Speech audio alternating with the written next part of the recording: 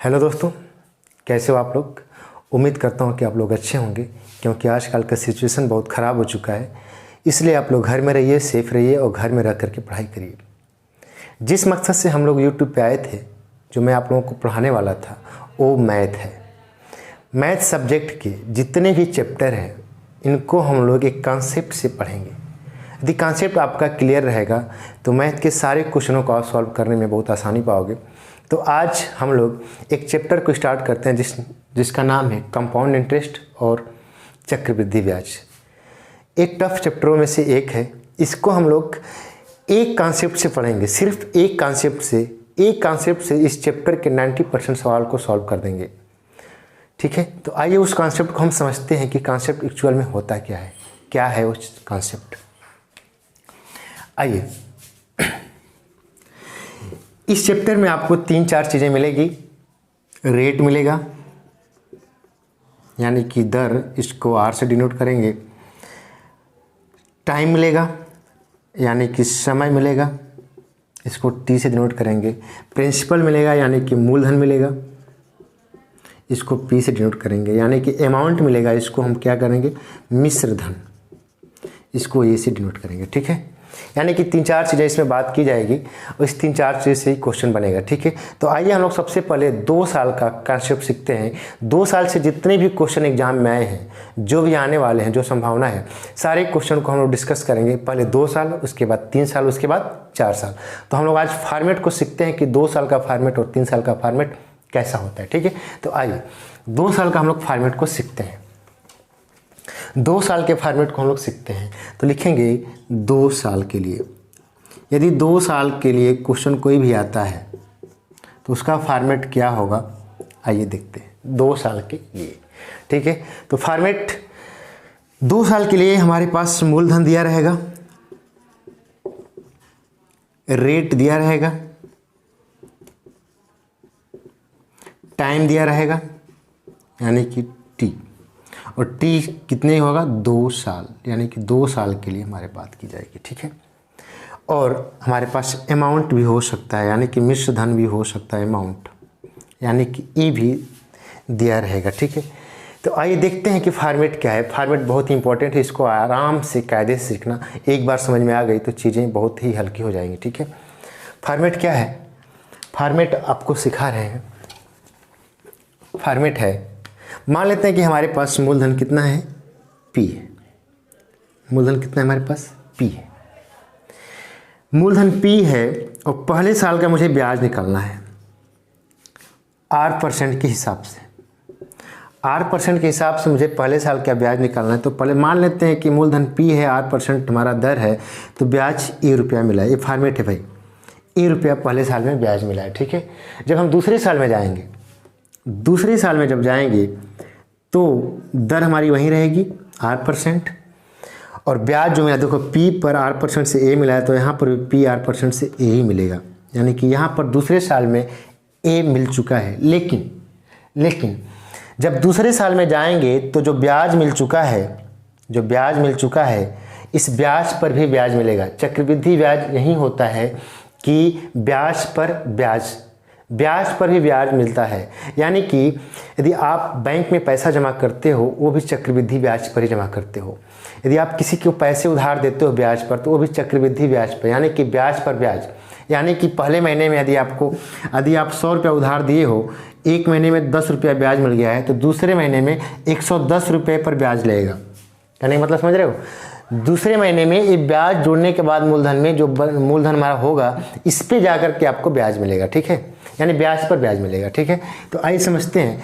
जब दूसरे साल में जाएंगे तो दूसरे साल में R% के हिसाब से मूलधन पर ₹1 मिला है, लेकिन जो ब्याज मिला है इस पर भी R% मिल जाएगा ब्याज। तो A पर R% कितना मान लेते हैं, ₹20 मिला है। ये हमारे पास 2 साल का फॉर्मेट है। पहले साल ₹1, दूसरे साल अगर आपसे कोई पूछे कि दूसरे साल में चक्रवृद्धि ब्याज कितना मिला, तो ₹1 प्लस ₹20। ठीक है, तो आइए देखते हैं इसमें क्या क्या निकाल सकते हैं आप। इसमें 2 साल का CI निकाल सकते हो, 2 साल का CI निकाल सकते हो, इसमें 2 साल का एसआई निकाल सकते हो, यानी एसआई का मतलब सिंपल इंटरेस्ट यानी कि साधारण ब्याज, कंपाउंड इंटरेस्ट का मतलब चक्रवृद्धि ब्याज। इसमें आप 2 साल का चक्रवृद्धि ब्याज और साधारण ब्याज का अंतर निकाल सकते हो। इसमें आप दूसरे साल का, दिखाई दे रहा है, इसमें आप दूसरे साल का चक्रवृद्धि ब्याज निकाल सकते हो। ये 4 या 5 चीज़ें निकाल सकते हो। जैसे 2 साल का चक्रवृद्धि ब्याज क्या होगा, 2 साल का चक्रवृद्धि ब्याज हमको ए रुपया प्लस बी रुपया यानी कि 2a प्लस बी रुपया मिला है मुझे चक्रवृद्धि ब्याज। यदि आपसे पूछे या कोई कि आपका 2 साल का चक्रवृद्धि ब्याज कितना है तो क्या बोलोगे, 2a प्लस बी रुपया। यदि आपसे कोई पूछ दिया कि 2 साल का साधारण ब्याज बताओ तो 2 साल का साधारण ब्याज क्या हो जाएगा भाई, 2a रुपया, क्योंकि हमको सिर्फ ब्याज, साधारण ब्याज क्या होता है कि यदि पहले साल 10 रुपया मिल रहा है ब्याज हमको साधारण ब्याज, तो 100 साल के बाद भी 10 रुपया ही मिलेगा साधारण ब्याज, ठीक है, क्योंकि साधारण ब्याज चेंज नहीं होता है।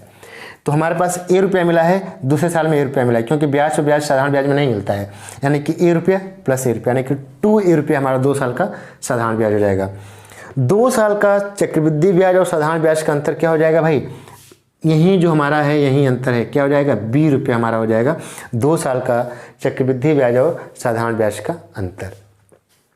दूसरे साल का चक्रवृद्धि ब्याज हुआ, दूसरे साल का चक्रवृद्धि ब्याज हमारा यही है ए प्लस बी रुपया, ए प्लस बी रुपया, दूसरे साल का चक्रवृद्धि ब्याज ए प्लस बी रुपया हो जाएगा, ठीक है, क्लियर है। यानी आपसे पूछे जाएगा 2 साल का चक्रवृद्धि ब्याज, 2 साल का साधारण ब्याज, 2 साल के चक्रवृद्धि ब्याज और साधारण ब्याज का अंतर और दूसरे साल का चक्रवृद्धि ब्याज, तो आपके पास ये चीज़ें रहेगी, ठीक है, क्लियर है। आइए इस पर एक एग्जाम्पल कर लेते हैं, उसके बाद एक एग्जाम्पल करेंगे, बाकी तीसरे साल का फॉर्मेट बताने के बाद 2 साल के सारे क्वेश्चनों को हम लोग डिस्कस करेंगे, ठीक है। इस पर एक एग्जाम्पल देख लेते हैं, ठीक है। एक एग्जाम्पल क्या है, एग्जाम्पल को मैं मान लेता हूँ, एग्जाम्पल मान लेते हैं कि P हमारे पास कितना है, 1000 रुपया है, रेट कितना है, मान लेते हैं कि 10% है, T कितना है, 2 साल है। आपसे पूछ दिया है कि दूसरे साल का चक्रवृद्धि ब्याज कितना है, 2 साल का साधारण ब्याज कितना है, 2 साल का चक्रवृद्धि ब्याज क्या है। देखो 2 साल और दूसरे साल में बड़ा अंतर है। दूसरे साल का मतलब कि जो दूसरे साल में चक्रवृद्धि ब्याज मिला है वो निकालना है, और कंप्लीट 2 साल का चक्रवृद्धि ब्याज ये भी निकालना है। ये आपसे पूछ दिया कि 2 साल का चक्रवृद्धि ब्याज और साधारण ब्याज का अंतर कितना होगा। आप इतने चीज़ों को उसी फॉर्मेट से निकाल सकते हो, ठीक है। कैसे निकालेंगे आइए देखते हैं। P हमारे पास कितना है भाई, दिख रहा है, P हमारे पास कितना है भाई, 1000 रुपया, ठीक है। 1000 रुपये पर दर कितनी है, 10% के हिसाब से, 1000 रुपये पर 10% के हिसाब से पहले साल का ब्याज क्या होगा, तो 10% को आप 1/10 लिख सकते हो, क्योंकि 10% का फ्रैक्शन 10/100 होता है और 1/10 कर लेते हैं, तो डायरेक्ट यहाँ से 10% को 1/10 लिख सकते हो या 10% लिख सकते हो। तो 1000 का 1/10 कितना हो जाएगा, 100 रुपया। जब दूसरे साल में जाओगे तो इसी 10% के हिसाब से ब्याज मिलेगा, तो 1000 का 10% कितना हो जाएगा दूसरे साल में, 100 रुपया। लेकिन जब दूसरे साल में जाओगे तब तक हमको ब्याज एक मिल चुका है, इस ब्याज पर ही ब्याज मिलेगा, किस हिसाब से, 10% के हिसाब से। तो 100 का 10% 10 रुपया, 100 का 10% 10 रुपया, यानी कि हमको कंप्लीट चक्रवृद्धि ब्याज निकल गया। इसमें से सारे क्वेश्चन का आंसर दे सकते हो। कैसे, दूसरे साल का CI क्या होगा, दूसरे साल का यानी कि दूसरे साल में जो चक्रवृद्धि ब्याज मिला है वो क्या होगा। तो दूसरे साल में चक्रवृद्धि ब्याज कितना मिला है, 100 रुपया और 10 रुपया, यानी कि 110 रुपया। 2 साल का साधारण ब्याज क्या है, तो साधारण ब्याज क्या होता है, साधारण ब्याज यही ऊपर वाला होता है, क्योंकि साधारण ब्याज में जो ब्याज पर ब्याज नहीं मिलता है, जो 10 रुपया मिला है ये ब्याज पर ब्याज मिला है, यानी कि साधारण ब्याज क्या होगा, ओनली 100 + 100 यानी कि 200 रुपये। 2 साल का चक्रवृद्धि ब्याज, 2 साल यानी कि पहले साल प्लस दूसरे साल, तो 2 साल का चक्रवृद्धि ब्याज यही टोटल होगा 100 + 100 + 10 यानी कि 210 रुपया। 2 साल का चक्रवृद्धि ब्याज और साधारण ब्याज का अंतर, 2 साल का चक्रवृद्धि ब्याज और साधारण ब्याज का अंतर, तो अंतर हमारा बस यही होता है, ठीक है, 10 रुपया। तो ये अंतर को चेक करना है कि अंतर कैसे आया। तो देखिए यहाँ पर 2 साल का चक्रवृद्धि ब्याज कितना है, CI कितना है 210 रुपया, और साधारण ब्याज क्या है 2 साल का 200 रुपया, तो अंतर कितना है भाई 10 रुपया, ठीक है। आप जो ये चीज़ें नीचे वाली आती है वही 2 साल का चक्रवृद्धि ब्याज और साधारण ब्याज का अंतर होता है। बात समझ में आई। ये 2 साल का एग्जाम्पल है, हम 2 साल के सारे सवाल को डिस्कस करेंगे जो एग्जाम में आ चुका है, लेकिन इससे पहले हम लोग तीसरे साल का फॉर्मेट देख लेते हैं, ठीक है। तीसरे साल का फॉर्मेट देख लेते हैं। ओके, इस चीज़ों को आप लोग 2 साल के फॉर्मेट को आप लोग कंप्लीट कायदे से पढ़ लीजिएगा। आइए तीसरे साल के, 3 साल के लिए हम लोग करते हैं फॉर्मेट। 3 साल का वेरी इंपॉर्टेंट है क्योंकि एग्जाम में यही आता है, ठीक है। 3 साल से ही क्वेश्चन ज़्यादा आते हैं और 3 साल के हम लोग फॉर्मेट सीखने जा रहे हैं। 3 साल के लिए, 3 साल के लिए ये फॉर्मेट मैं फिर से पढ़ाऊँगा। जब 3 साल का सवाल करना स्टार्ट करूँगा तो फिर एक बार रिवाइज कर दूँगा, लेकिन अभी आप लोग समझिए। 3 साल में इसमें भी मूलधन होगा, इसमें भी रेट होगा 8%, इसमें टाइम होगा कितना 3 ईयर। आपसे ढेर सारा क्वेश्चन इसमें से पूछेगा। क्या क्या पूछेगा मैं लिख दे रहा हूँ यहाँ पर। पूछेगा 3 साल का CI क्या होगा, 3 साल का साधारण ब्याज क्या होगा, तीसरे साल का साधारण ब्याज चक्रवृद्धि ब्याज क्या होगा, दूसरे साल का चक्रवृद्धि ब्याज क्या होगा। आपसे इसमें से और पूछ सकता है कि 3 साल का चक्रवृद्धि ब्याज और साधारण ब्याज का अंतर क्या होगा। इस सारे सवालों का आंसर एक ही फॉर्मेट में दे दिया जाएगा, ठीक है। और फॉर्मेट को सीखते हैं, फॉर्मेट बहुत इंपॉर्टेंट है, इसको आप लोग आराम से सीखिएगा, ठीक है। तो मान लेते हैं कि हमारे पास मूलधन कितना है भाई P रुपया है, ठीक है। मूलधन कितना है हमारे पास P रुपया है। इसमें पहले साल की अगर हम बात करेंगे, पहले साल की 8% के हिसाब से क्या ब्याज मिलेगा। मान लेते हैं मूलधन P है और 8% के हिसाब से क्या ब्याज मिलेगा, तो मान लेते हैं कि A रुपया मिला है। पहले साल कितना मिला है A रुपया मिला है, क्लियर है, ओके। दूसरे साल में जाएंगे, जब दूसरे साल में जाऊंगा तो क्या मिलेगा 8% के हिसाब से कितना मिल जाएगा भाई A रुपया मिल जाएगा, क्योंकि यहाँ पर P पर 8% से A रुपया मिल रहा है तो सेम बातें वहीं हो रही, तो A ही मिलेगा। लेकिन क्या हो जाएगा, लेकिन इसमें जब दूसरे साल में जाएंगे तो पहले साल पर जो ब्याज मिला है इस पर भी ब्याज मिल जाएगा 8% के हिसाब से, तो मान लेते हैं कि B रुपया, तो 2 साल का फॉर्मेट है। उसके बाद हम 3 साल का फॉर्मेट कैसे करेंगे। तीसरे साल में जब जाएंगे हम लोग, तो यहाँ पे तीसरे साल में जाएंगे, दिख रहा है ना, हाँ। तीसरे साल में जब जाएंगे हम लोग तो इस पर भी 8% के हिसाब से मिलेगा ब्याज, तो यहाँ पर सब पे A मिला है तो यहाँ पर भी 8% से A मिलेगा। लेकिन जब तीसरे साल में मिल जाएगा A, तो जितना ब्याज मिल चुका है अभी तक उस पर भी ब्याज मिलेगा। चक्रवृद्धि ब्याज कहीं होता है फंडा कि ब्याज पर ब्याज, तो हमारा देखो क्या ब्याज A रुपये मिल चुका है, तो A रुपये पर ब्याज मिलेगा। जब हम तीसरे साल में जाएंगे तो 8% के हिसाब से इस पर B रुपये मिल जाएगा, क्योंकि A पर B मिल रहा है। यहाँ पर भी मिल जाएगा ब्याज 8% के हिसाब से B रुपया, और लास्ट जो बचेगा B पर 8% से मान लेते हैं कि C रुपया मिला है। ये हमारा क्या है भाई, नहीं दिख रहा है, ओके। यहाँ पर C रुपया है, ठीक है। यानी कि 3 साल का फॉर्मेट है, ठीक है। ये 3 साल का फॉर्मेट है कि A रुपया फिर A पर ब्याज B रुपया। जब तीसरे साल में जाएंगे हम लोग तो A रुपया तो मिलेगा ही, लेकिन जितना ब्याज मिल चुका है इस पर भी ब्याज मिलेगा, A पर B और B पर C। यानी कि 3 बार A और 3 बार B और 1 बार C, ओके।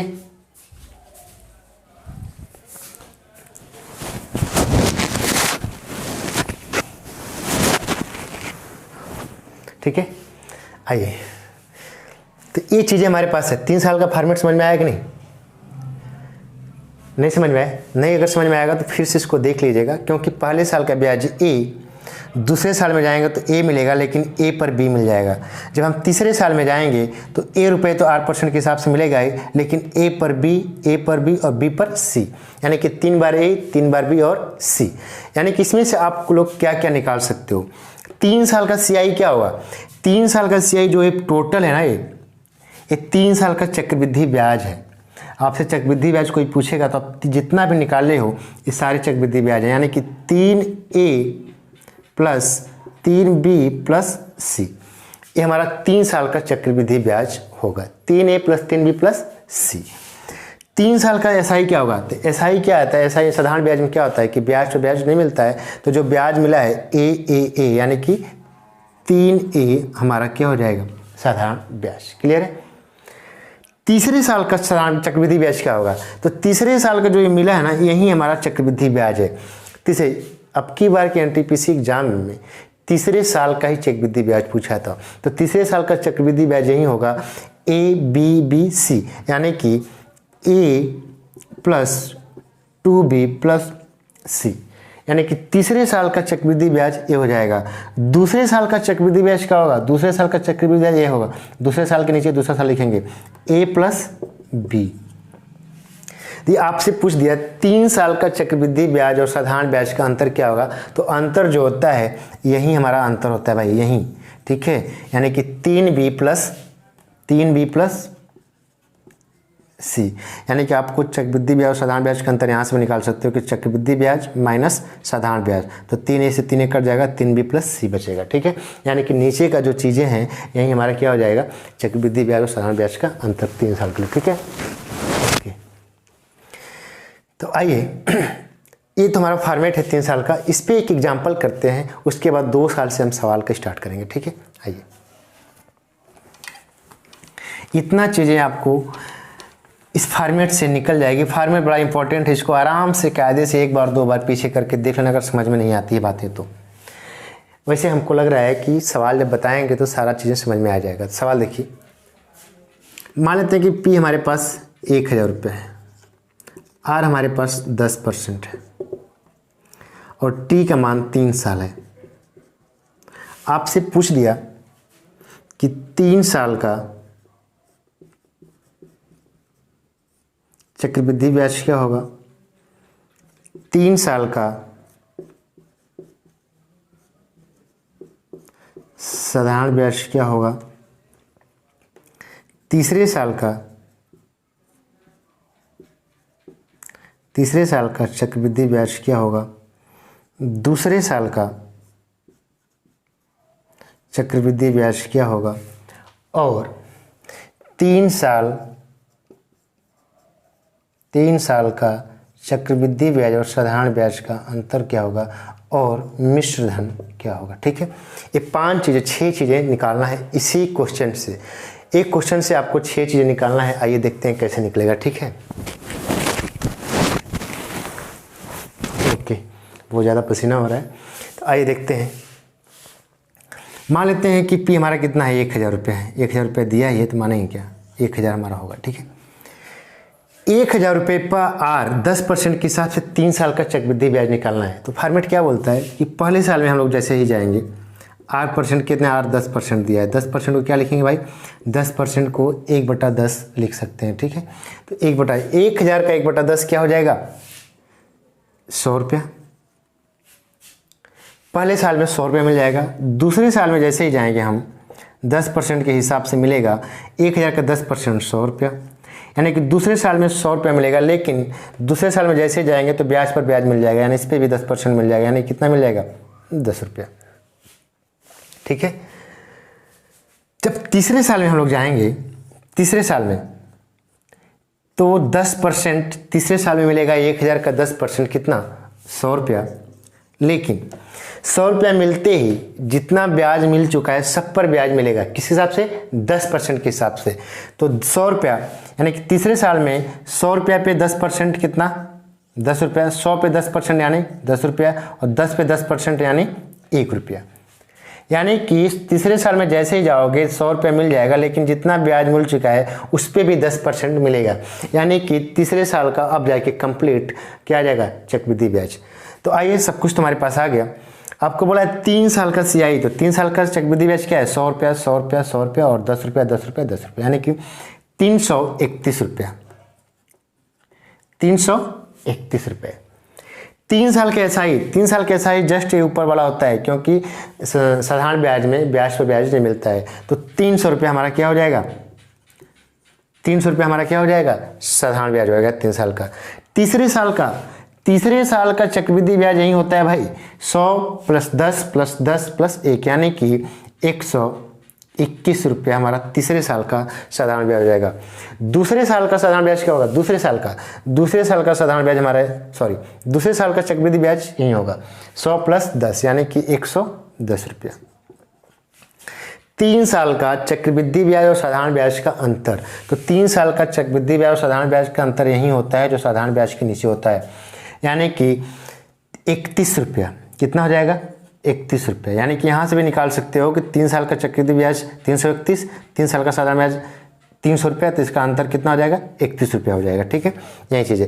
अमाउंट क्या होता है, मिश्र धन क्या होता है, मिश्र धन वो चीज़ें होती है जो मूलधन में चक्रवृद्धि ब्याज ऐड होती है। ठीक है, मूलधन ये होता है कि 3 साल जो चक्रवृद्धि ब्याज आया है, मूलधन में चक्रवृद्धि ब्याज को ऐड कर देंगे तो हमारा क्या हो जाएगा, मिश्र धन। यानी कि हमारे पास 1000 रुपया पहले से था मूलधन, प्लस चक्रवृद्धि ब्याज कितना मिला है, 331 रुपये, यानी कि हमारा 1331 रुपये। इसको एक और नियम से कर सकते हैं, फ्रैक्शन नियम से कर सकते हैं, लेकिन उसको हम जब क्वेश्चन करेंगे तब बताएंगे। ठीक है, अभी तक आपको ये फॉर्मेट है, फॉर्मेट समझ में आ गया तो अच्छी बात है, अगर नहीं आया तो इसको बार बार देखिए। ये बहुत ही इंपॉर्टेंट है, एक भी फार्मूला यूज करना ही नहीं पड़ेगा और बड़े ही ईजी वे में, क्योंकि ये बहुत ही कैलकुलेटिव चैप्टर है और कैलकुलेटिव चैप्टर को आसान करने के लिए ये मेथड आपको समझना पड़ेगा। ठीक है, आइए हम लोग 2 साल का सवाल करते हैं। अब हम सवालों का सिलसिला जारी होगा और 2 साल का सवाल जितना भी एग्ज़ाम में आया हुआ है सबको हम लोग डिस्कस करेंगे। ठीक है, 2 साल का जितना भी सवाल एग्ज़ाम में आ चुका है, SSC, रेलवे, UPSI, जहाँ से भी एग्ज़ाम से क्वेश्चन आए सबको हम लोग लेकर आएंगे और उसको हम लोग सॉल्व करेंगे। तो पहला क्वेश्चन क्या है, आइए हम लोग देखते हैं। पहला क्वेश्चन है, क्वेश्चन लिखना ही पड़ेगा मुझे लग रहा है, लिखने में समय आप लोग उसको भगा करके क्वेश्चन को देख लीजिए। क्वेश्चन है कि 1000 की धनराशि पर, 1000 की धनराशि पर, क्वेश्चन नंबर 1, 1000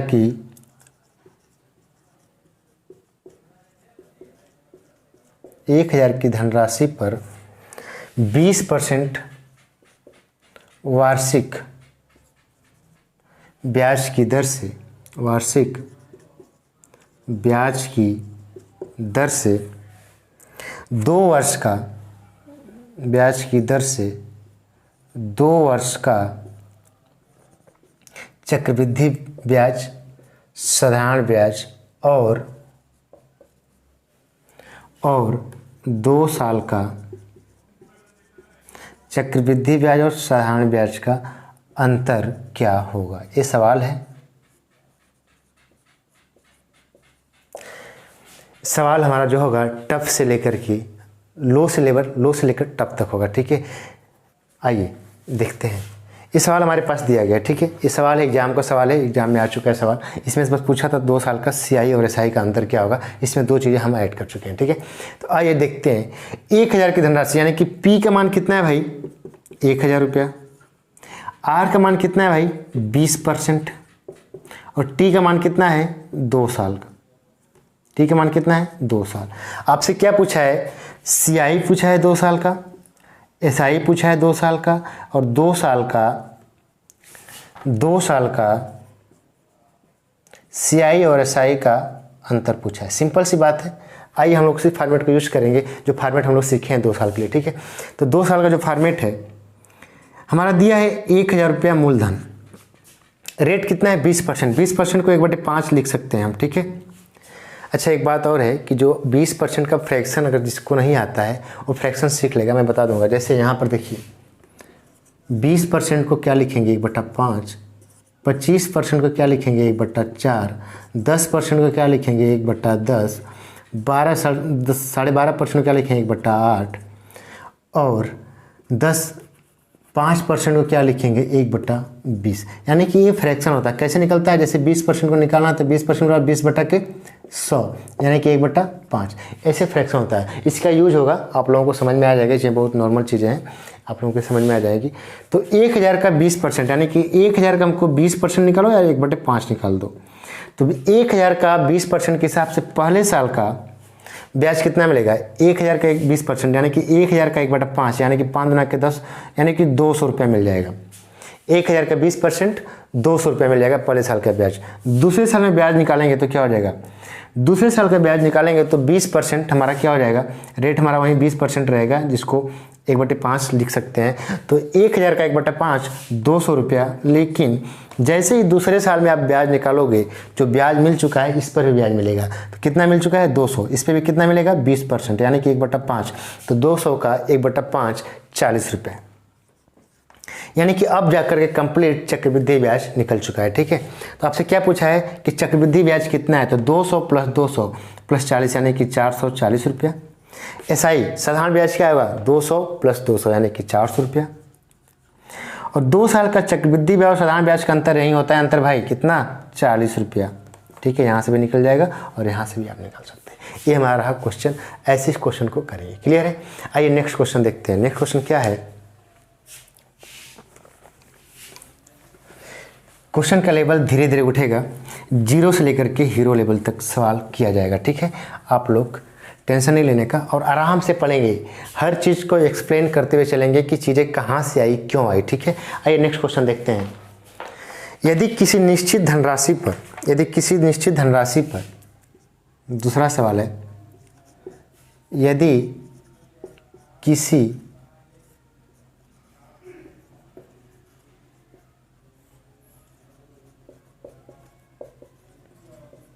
जो ऑफलाइन कोचिंग पढ़ते हैं स्टूडेंट हमारे, वो सवाल यहाँ पे डिफरेंट मिलेगा। ठीक है, ध्यान देना इस बात का।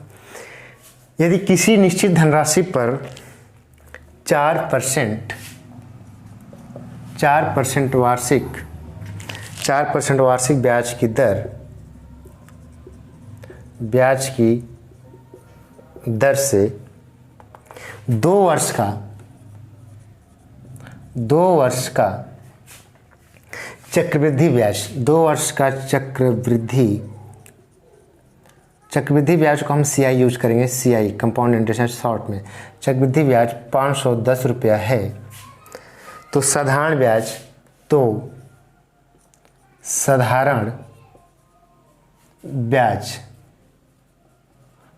ब्याज और मूलधन क्या होगा? और मूलधन क्या होगा? ये हमारा सवाल है।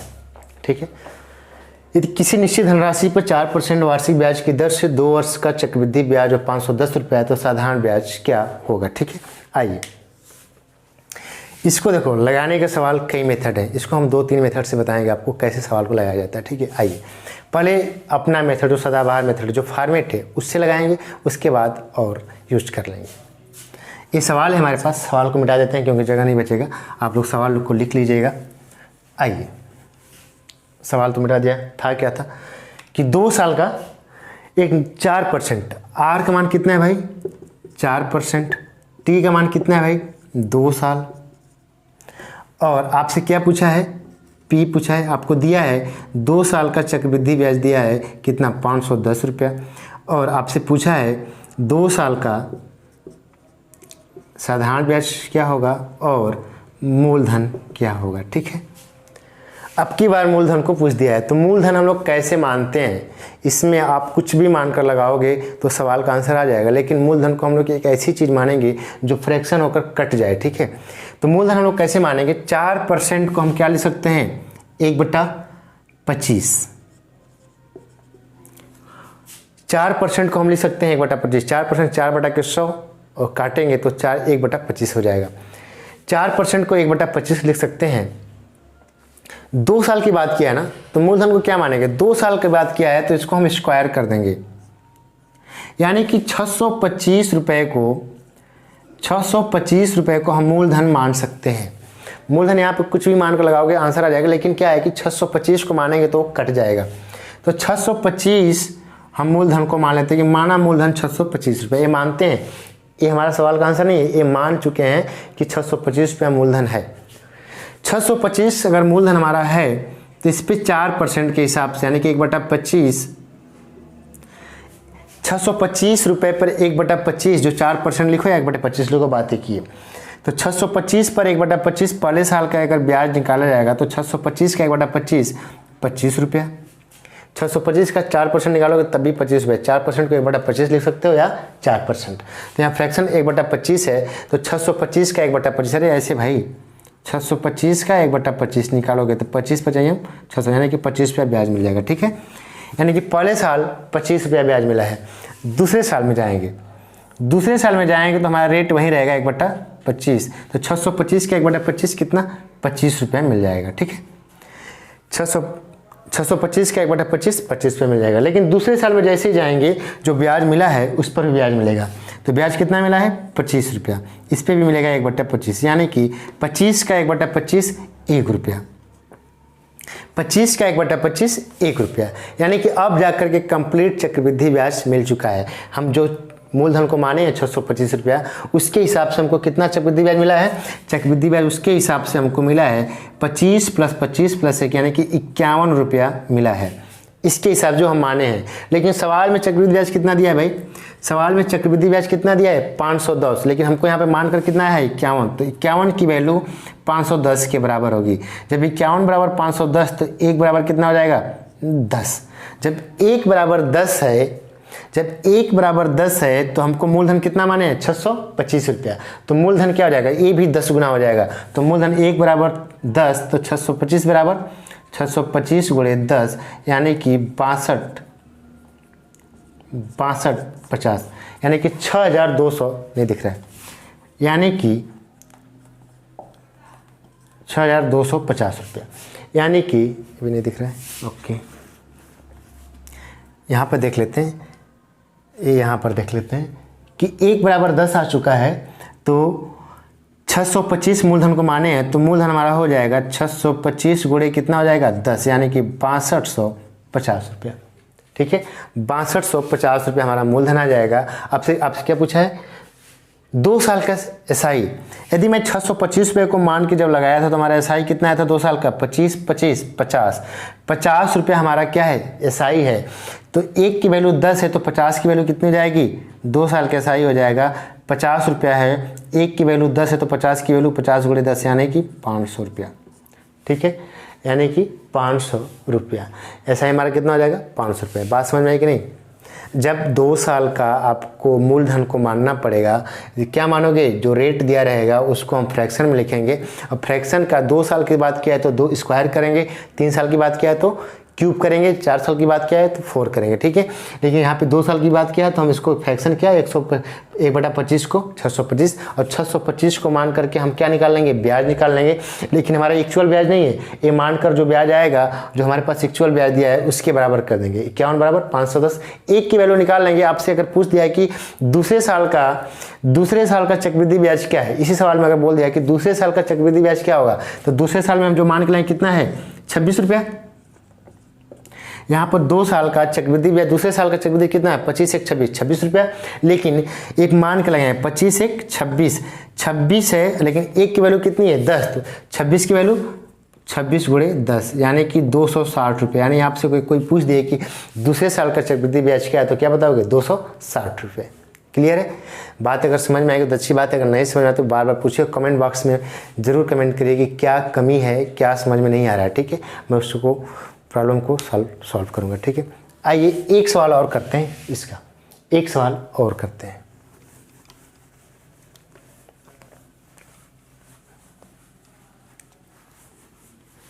चलिए आज के लिए इतना ही, वीडियो लंबी हो जाएगी। आज के लिए इतना ही।